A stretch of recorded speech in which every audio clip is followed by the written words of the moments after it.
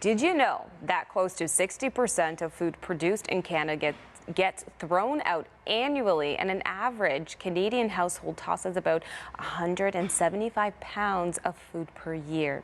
So joining us this morning to help create smart habits to curb food waste and slash our grocery bills is organization expert Christina Campbell. Thank you very much for being here with us.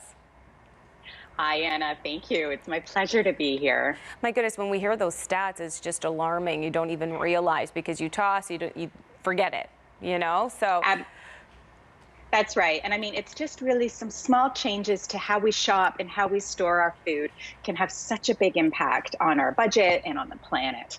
So I always tell people, the big work starts before you even hit the store. You've got to scan and plan. So what I always tell people is you really need to start by learning from your compost. Okay. What's going in there every day, every week? Is it leftovers? Is it produce you never got around to using? You know, is it poor menu planning, like trying to cram in Julia Child's beef bourguignon on a Tuesday night when there's soccer? You've got to be realistic. And the other thing, before you get to the store, take stock of what you've already got. So what is maybe nearing expiry? What do you have a lot of? And then plan your menu around that. And finally, people always think this is the first step, but it actually comes toward the end, is to really start to create your list. You're going to plan a menu and create your shopping list. And I'll say that, we know studies show that when we shop with a list, we're going to spend less, we're going to eat better, and we're going to reduce food waste. And it should be a running list, not just something you jot down real quick 5 seconds before you run out the door. It should be something on the fridge or the pantry so everyone can kind of add to it as the week goes on. I have to say that you're right. Sometimes I'll head out to the grocery store and I was like, oh, I don't have that at home. And then I'll get back and I'm like, oh man, now I have more than I need.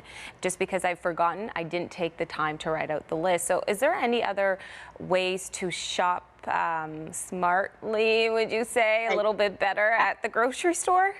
Right. I mean, like I said, stick to your list and avoid those impulse buys. Even if you see an amazing deal, remember, it's not a great deal if you have to throw out half of it because you can't get through it all, or you can't store it, or people don't like it. And I'll also say, consider buying from the bulk section of your grocery store. Oh, not really? necessarily because it's cheaper, right? But if you're trying a new recipe, just say, and you only need a little bit, don't commit to the full size if you're not sure you're going to like it, right? Same with, when your kids are begging you to try a new snack, try to buy in bulk if you can, and then commit to the larger size later. And also, I want to say, be realistic if you are buying the jumbo pack like this guy here, right? Be realistic about your storage space and your ability to actually get through it before it goes bad. So what can we do to make our food last longer? I do like those containers, because I was thinking, my goodness, sometimes my cereal will go stale and I forget about it and I reach for it and I can't eat it.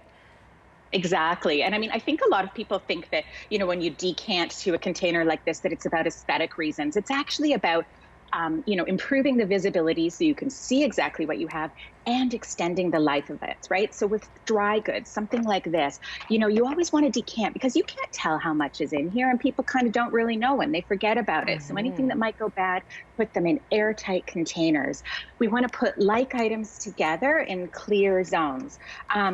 Something like produce. This is the biggest one. Produce hates moisture. So as soon as I get home from the store, I'm going to layer this thing just with a couple pieces of paper towel, or even better, a tea towel, and that's going to absorb the moisture. Same with your berries. You want to decant all of that stuff and eliminate the moisture. And finally, for non-perishable items like this one, I love to recommend, these are so inexpensive. Ooh. This is It's a shelf riser. You can get them at even at the dollar store. This is so you can see what you have, not knock over everything you need when you're trying to find something. And you also want to, when you're putting this stuff away, put it in so you can rotate it and use it on a first in, first out basis, right? Because that's how things get expired. Christine, I need you to come over. Stack up. Weekend. I'll be there. Well, this is a great help to me and to many. Thank you so much for your time, and I look forward to sending you a picture of my display once I buy those stackables, because that really is helpful. Sure is. I'm happy to help. Thank you. That was organization expert Christina Campbell with ways to not only decrease food waste, but also cut back on your grocery bill, which is so lovely.